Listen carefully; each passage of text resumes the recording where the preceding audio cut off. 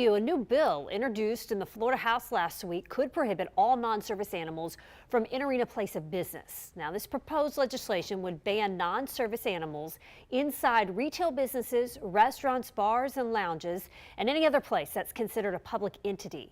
The first offense would be a warning. The second offense could cost a business a $100 fine. And the third time would be 30 hours of community service. If passed, it would take effect July the 1st.